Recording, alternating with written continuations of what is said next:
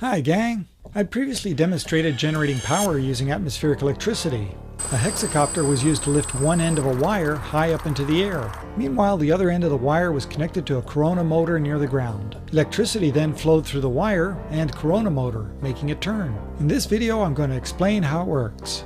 Much of the following explanation is adapted from Nobel Prize winning physicist Richard Feynman's lecture on physics, a section called Electricity in the Atmosphere. For every meter you go up in the air, the voltage increases by around 100 volts, or we could say around 100 volts per yard. We can draw these voltage increases using what are called equipotential lines. Notice that the ground is negative and the sky is positive with respect to each other. According to Feynman, this extends upward to 50 kilometers, or 31 miles, where the air is very conductive. This is the case in fair weather. In stormy weather, like a thunderstorm, things are quite different, and I won't talk about that here. But if this voltage exists between your head and the ground, why don't you get a shock? The reason is that your body is a good enough electrical conductor that standing on the ground, you're basically a part of the ground. The equipotential lines would look like this.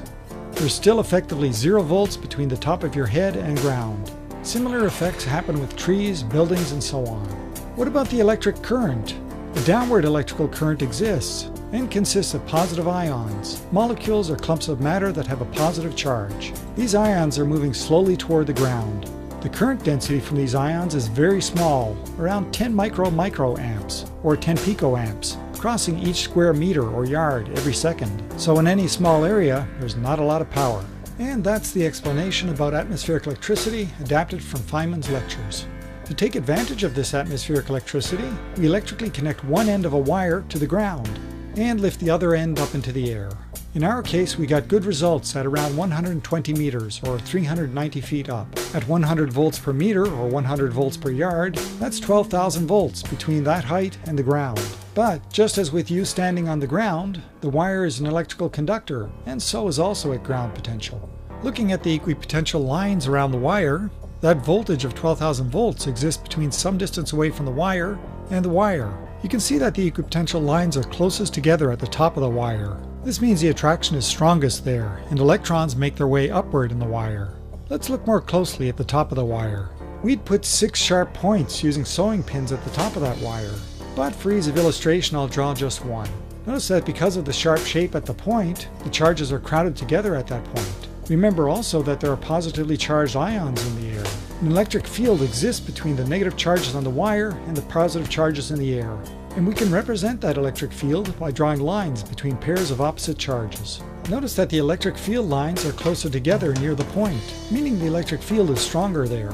It's strong enough to remove the negative electrons from the sharp point, where they neutralize positive ions. But due to the voltage, there are fresh positive ions moving downward and fresh negative charges coming up from the wire. We now have electricity flowing through the wire.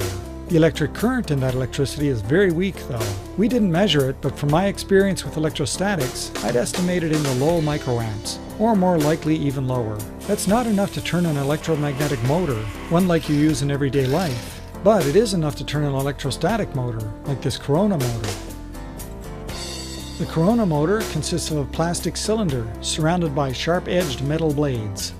Every second one of those blades is connected to the wire going up into the sky.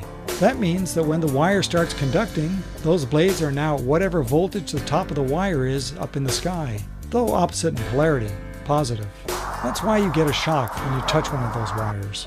Negative charge is then pulled from the plastic cylinder through a gap between the edge of the blade and the cylinder.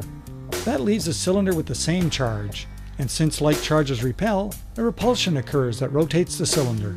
The next blade is connected to earth ground and becomes negatively charged, and since opposite charges attract, it attracts the charged area of the cylinder.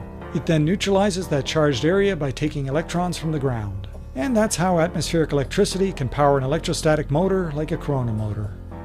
Well, thanks for watching. See my YouTube channel for more interesting videos like this. That includes one with a more detailed demonstration of this atmospheric electricity in action powering the corona motor, another showing how this corona motor was made, and one showing how to generate electricity using a Peltier module. And don't forget to subscribe if you like these videos, or give a thumbs up, share with your social media, or leave a question or comment below. See you in a bit.